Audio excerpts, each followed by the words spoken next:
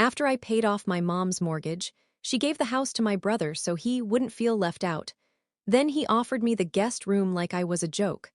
I just smiled, handed them a letter that ended with a check they'll never cash. I was standing in what used to be my mom's living room when my brother, Evan, laughed and said, "You can stay in the guest room if you want. Rent-free, of course." The way he said it, mocking, casual, like he was doing me a favor, hit me harder than I expected. My throat burned, but I just smiled. Mom was sitting at the kitchen table pretending to scroll her phone. She wouldn't even look at me. That house, I'd spent 3 years of my life paying it off. Every extra shift, every skipped vacation, every drained savings account, because I wanted her to have stability. After Dad died, the mortgage was suffocating her, and I told myself I could help. I didn't think twice. I wired payments directly, refinanced in my name, and finally, when I made the last payment last year, I handed her the deed with tears in my eyes. She cried too, said I'd saved her, said she'd never forget what I did. Fast forward to now. I came home for what I thought was dinner, but there was no food, no welcome back, no warmth. Just an envelope sitting on the table with her handwriting on it and a weird, nervous energy in the air. "Mom and I talked," Evan said. "You've been working a lot and I've been helping out around here, so she decided to put the house in my name, to even things out." I swear, for a second, I thought it was a prank. My vision actually blurred. I looked at my mom. She finally looked up, gave me that patronizing smile she uses when she's about to justify something insane. "Sweetheart, I didn't want your brother to feel like you took everything from him. You've always had a good job, he's had it harder." My pulse pounded in my ears. "So you gave him the house I paid for? It's our family home," she said softly, like that made it better. "You're both welcome here." Evan leaned back, smirking. "Yeah, I'll fix up the basement for you if you want to move back." I stood there in silence. Every memory, every sleepless night I spent working double shifts to pay off that mortgage, played like a cruel joke in my head. Then something in me went cold. I didn't yell, I didn't cry. I just nodded, walked to my bag, and pulled out the envelope I'd brought with me. "I actually brought something too," I said. "For both of you." Mom hesitated but reached for it. Inside was a handwritten letter.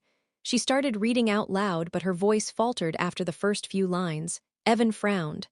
"What's that supposed to mean?" I smiled, calm as ice. "Keep reading." And when Mom reached the last page, she froze, because at the bottom was a check, signed and dated, with a note that said, "This is the last thing you'll ever get from me. Cash it if you dare." Her face went pale. That was the moment I knew they had no idea what was coming next. I grew up in a small town outside Columbus, Ohio, a place where everyone knew your last name and what kind of car your dad drove. My brother Evan was the golden boy, 2 years younger, charming, reckless, always figuring things out. I was the planner, the one who stayed home when he wrecked his first car, the one who helped Mom balance her checkbook after Dad's heart attack. When Dad died, everything shifted. Mom fell apart for a while. Bills piled up, the mortgage doubled, and Evan disappeared for months, needing space. I stayed. I was 26, working in tech support, and I made just enough to cover my rent and still help her with groceries. One night she called crying, saying the bank sent another foreclosure notice. I looked at my pay stub, then at the framed photo of Dad on my desk, and said, "I'll handle it." And I did. At first, I sent small payments. Then I took over completely, refinancing under my name because her credit was shot. I cut corners everywhere, sold my car, lived with roommates, stopped dating. I didn't even tell anyone what I was doing. It just felt like something I had to do. Mom called me her rock. Evan called me Mom's accountant. He'd show up once every few months, drunk or broke, and somehow she'd still give him money. She'd say, "He just needs a chance." I didn't resent it back then. Not really. I told myself families worked like that, the responsible one carries the load. But the day I made the last payment, something changed in me. I showed up with a bottle of champagne and the deed. Mom cried, said I was her hero. She hugged me so tight I thought she meant it. For a while, things were okay. I helped her fix the porch, painted the kitchen, even bought new appliances. It felt like home again. She'd tell people at church, "My daughter saved this house." Then Evan moved back in. "Just for a few weeks," she said. Within a month, he had taken over the guest room, invited friends over, and started making little comments. Crazy how you think this place is yours, he'd say. Or Mom wouldn't have kept it without Dad's money anyway. I told myself to ignore it. He was insecure. I was tired. But then Mom started acting weird, defensive, distant, even hiding mail from me. I brushed it off until I came home one night and heard her whispering in the kitchen. "She won't understand," she said, "but it's the right thing." That's when the dread started to creep in. I didn't know what they were planning, but I knew it had something to do with the house and me. A few weeks later, I got the dinner invite. The night I found out what they'd done. And the moment I handed Mom that letter, that was just the beginning. Because I'd already started making sure every penny I'd ever spent on that house would burn them both in ways they couldn't imagine. After that night, when I walked out of the house without looking back, I didn't sleep for 2 days. I sat in my apartment staring at the ceiling, replaying every memory I had of my mom. Every time she said she didn't have much, every tear she shed while I wrote checks to the bank. And now she'd handed my work, my sacrifice, to the same brother who never even paid a parking ticket. The more I thought about it, the stranger things started to feel. There were small details I hadn't noticed before, like how Mom had suddenly stopped mentioning property taxes months ago, or how Evan had been bragging to mutual friends about a business opportunity that was about to pay off big. And then, a week later, I got a letter from the county recorder's office, addressed to me by mistake. Inside was a copy of the deed transfer. My name had been legally removed from the title 3 months ago. That's when my hands started to shake. I realized it hadn't been a spur-of-the-moment decision. They'd planned it, signed it, filed it, all behind my back while I was still paying the property insurance and maintenance bills. So I did something I hadn't done in years. I called my mom. She didn't pick up. Then I texted her, just one message. "When did you decide I was expendable?" She didn't reply, but I saw the read receipt. Evan, though, texted me an hour later. "You're being dramatic. Mom just wanted fairness. You'll thank her when you stop holding grudges." Fairness. That word hit like acid. I drove by the house the next weekend, parked across the street. The porch lights were on, the blinds open. Evan had already redecorated, new couch, a gaming setup in the living room, beer bottles on the counter. Mom sat beside him, laughing at something on his phone. She looked happy. That image burned into my mind. Not because they'd betrayed me, but because they looked at peace doing it. Like erasing me from their lives was some kind of relief. That's when I decided I was done being the good daughter. The next morning, I started pulling records, bank statements, receipts, every transfer I'd made to the mortgage account, even the refinance documents with my signature on them. I organized them chronologically, each labeled, highlighted, notarized. Then I went deeper. I found out the house insurance was still under my name. The property tax notifications were still being emailed to my account. And guess whose address was still registered for all of it? Mine. That was when a small, cold thought slipped into my head, a thought that felt more like clarity than revenge. If they wanted to treat me like I didn't exist, maybe it was time to show them what my absence really meant. Because this wasn't about money anymore. It was about control. And I was about to take every ounce of it back, one quiet, surgical move at a time. A week later, I drove to the courthouse. I'd printed everything, every bank record, every email from the mortgage company, every notarized document showing my name as the payer and legal refinancer. I wasn't sure what I was doing exactly. All I knew was I wanted answers. The clerk looked through my stack, whistled low, and said, "You sure about this? You're saying they transferred the property without notifying you?" I nodded. She typed for a minute, checked the database, and then frowned. "That's odd," she said. "Your notarized signatures here authorizing the title transfer." My stomach dropped. "What signature?" She turned the screen toward me. There it was. My name, my handwriting, my signature, except it wasn't mine. Someone had forged it. I felt the blood drain from my face. "Can I get a copy of that?" I asked, keeping my voice steady. She printed it out and handed it over. I stared at it for a long time, trying to breathe. The loop of the K in my name was too high, the slant too neat, it looked practiced. Deliberate. And then I remembered.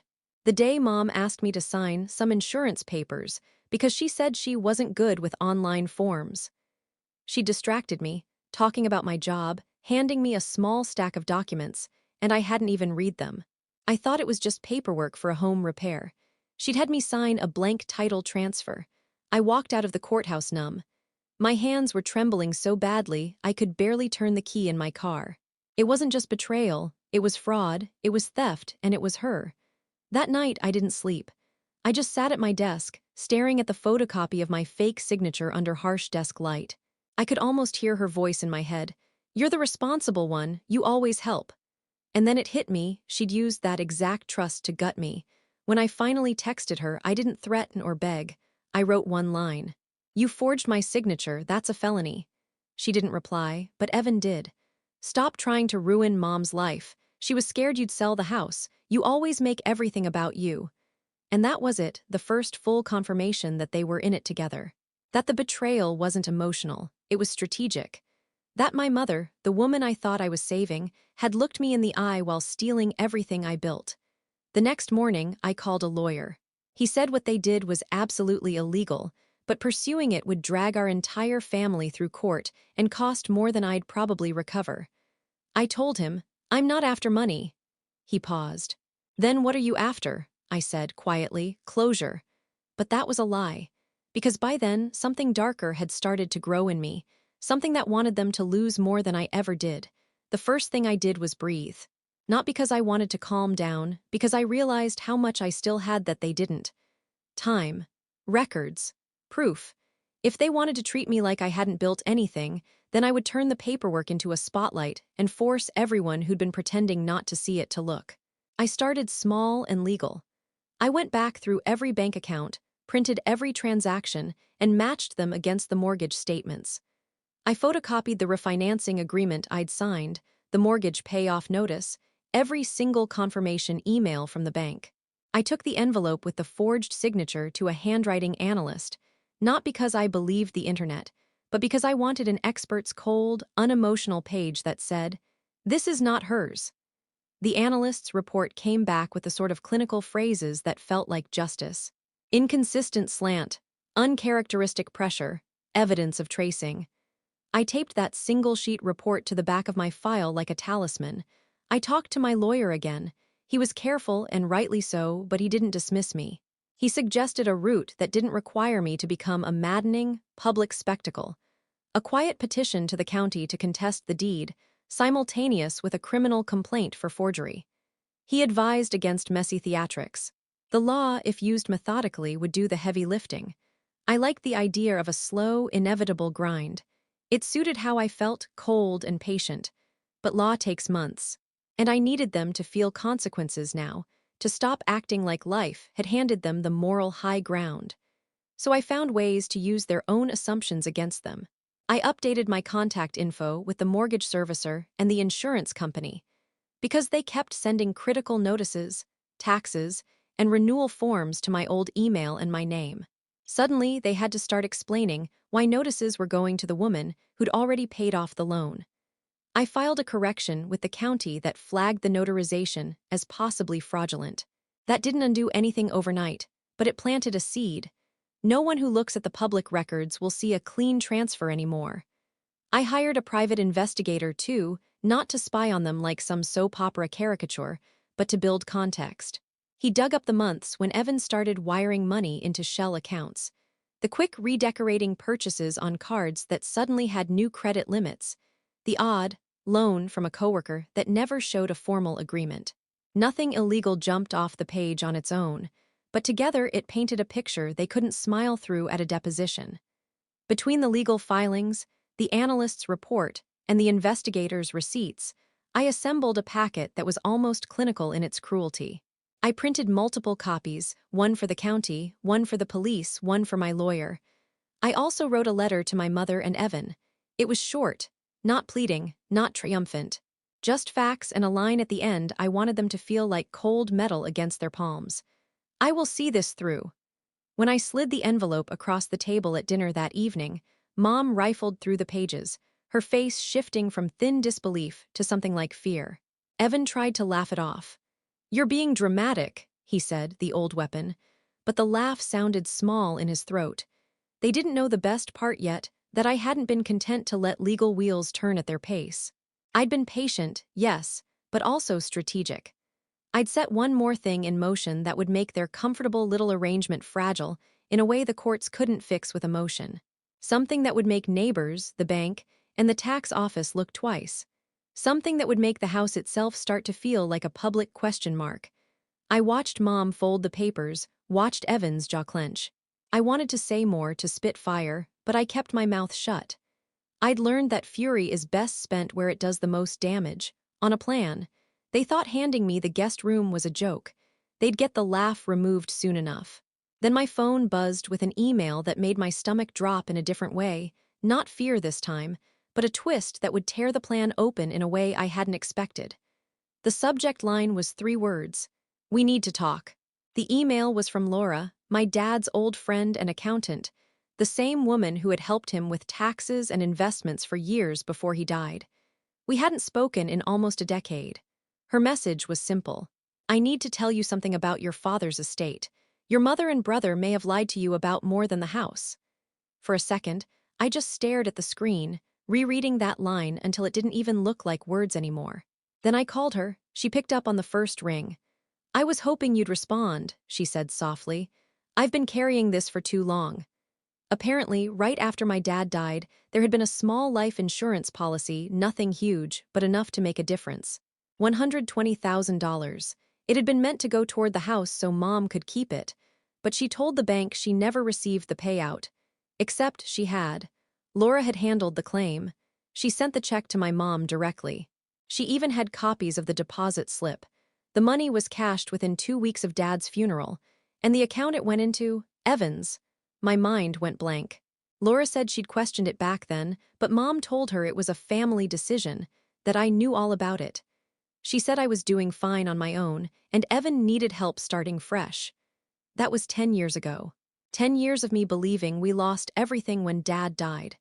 10 years of me working double shifts, living in cramped apartments, and breaking my back to pay off a house that had already been saved. By them. With money they hid. I thanked Laura, hung up, and just sat in silence for a long time. I felt sick, not even angry at first, just hollow. Like my entire sense of family had been a lie built on their whispers. When I finally looked up from my laptop, it hit me. This wasn't just betrayal. This was theft layered on top of theft. I called my lawyer again, this time telling him everything. He paused when I mentioned the insurance payout. "You realize," he said, "if you can prove that, it shows motive and a pattern of deception." I could. Laura emailed me the documentation that night. Suddenly, the legal case wasn't about a forged signature anymore. It was about a decade-long cover-up. Fraud, misappropriation, and the deliberate manipulation of a grieving daughter to clean up their mess. But what really broke me wasn't the money. It was remembering how, for years, Mom made me feel guilty for having a steady job, for not checking in enough, for being the adult. She'd known all along I was fixing something that didn't need fixing because she'd already stolen the fix. That night, I printed every document and slid them into a second folder labeled estate. I knew exactly what to do next. I wasn't just going to fight them legally, I was going to expose them. Publicly. The quiet kind of exposure that ruins reputations permanently. The kind you can't scream your way out of. Because if they wanted to erase me from the story of that house, I was about to make sure my name was written on every page of their downfall. When I finally confronted my mother about the insurance payout, she didn't even look surprised. That's what cut the deepest.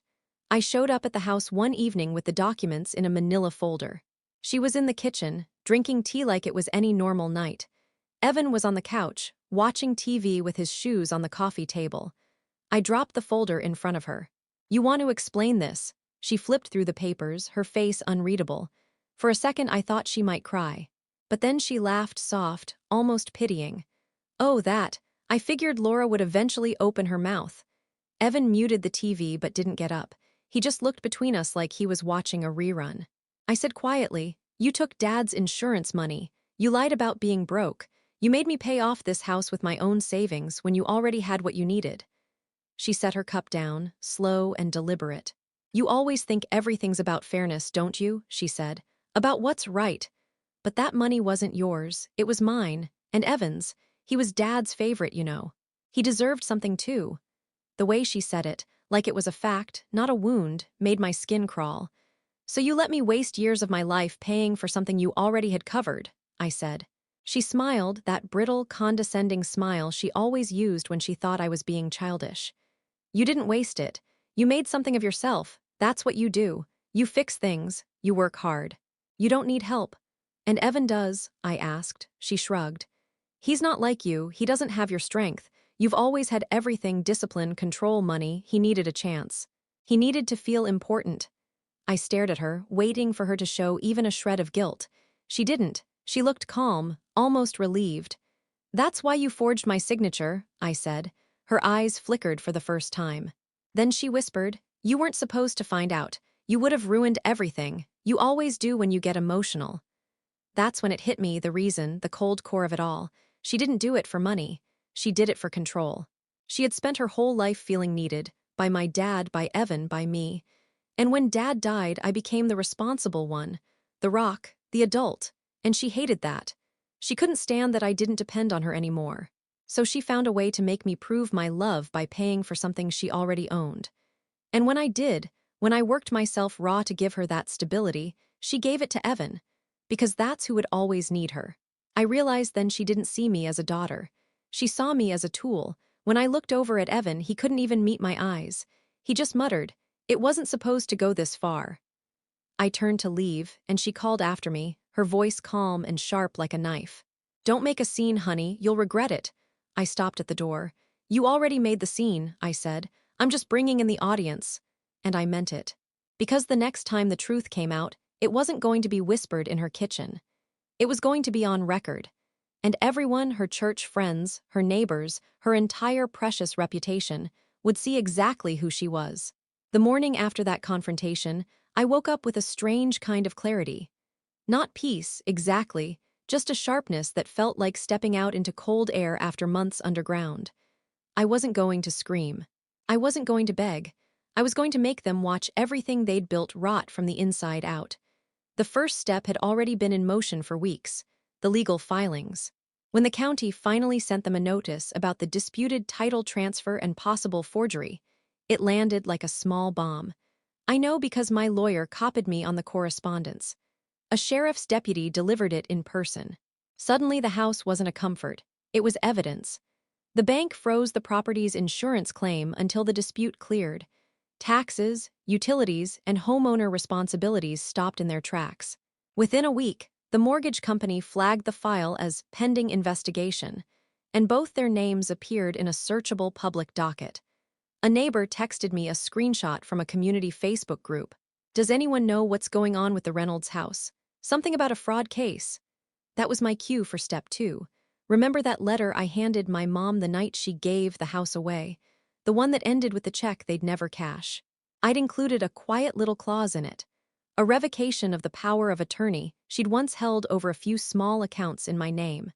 She didn't realize that revocation triggered notifications to every financial institution connected to the refinance. Suddenly, the bank started asking questions about how her signature appeared on documents she no longer had authority to sign. While she scrambled, I took the folder labeled estate, the one with the life insurance payout documents, and filed it with the IRS Fraud Division, noting undeclared income. It wasn't vindictive, it was factual.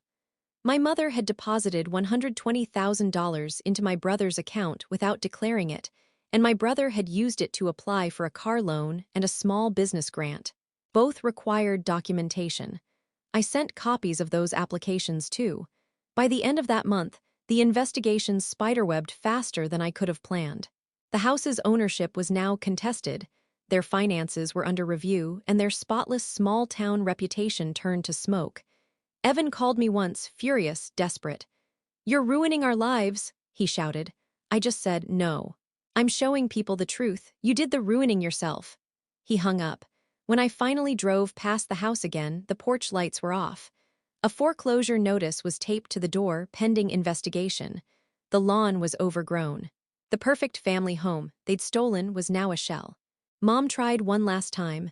She showed up at my apartment, smaller than I'd ever seen her. "You proved your point," she said quietly. "Can't you just let it go?" I looked at her for a long time before answering. "You know what hurts most. It's not losing the house. It's realizing you never wanted a daughter. You just wanted someone to clean up your messes." She started to cry, but I didn't flinch. I handed her a copy of the original letter, the one she'd crumpled up months ago. "You still have that check?" I asked. She nodded weakly. "Good," I said. "Keep it. It's the only thing I ever gave you that you'll never get to spend." Then I closed the door. I haven't seen or spoken to either of them since. The county officially voided the title transfer 6 months later. The house is still technically in limbo, sitting empty. I could fight to reclaim it, but I don't want it anymore. Every wall in that place would just whisper their lies back at me. Instead, I bought a small townhouse across town. Paid for it myself in full. My name, just mine, is on the deed. Sometimes I drive past the old house at night, the porch light still dark, and I think about how hard I tried to save something that never wanted to be saved. But then I remember the look on my mom's face when she realized the control she'd built her life on was gone. And that's when I finally feel at peace, because revenge, I've learned, isn't about getting even. It's about walking away and letting the silence do the talking. And that silence, it's worth every cent I ever spent on them.